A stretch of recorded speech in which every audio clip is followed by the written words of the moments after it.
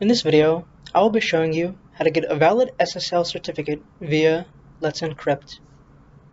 Before getting started, make sure you have a host name configured for your SFTP gateway instance, and also that port 80 is open to everyone. Port 80 being open is needed to validate the SSL cert can be closed once everything has been configured. First, SSH into your VM, and then run the command sudo su to elevate your privileges.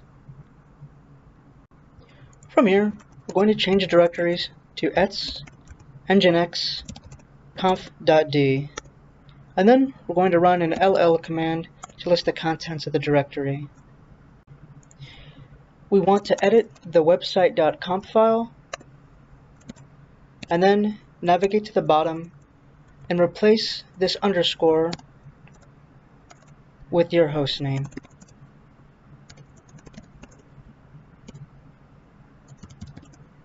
Once the underscore has been replaced, save the file. Now that the website.conf file has been saved, we can now begin creation of a new SSL certificate. Run the command certbot. Enter in your email address,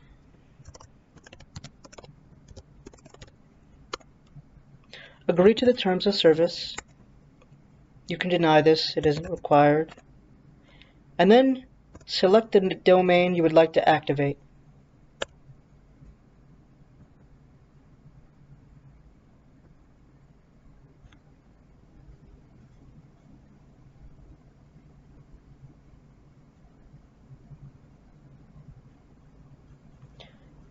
As you can see, you have now successfully created an SSL certificate. That's all for this video. If you haven't already, please check out our other SFTP Gateway related videos and content. Thanks.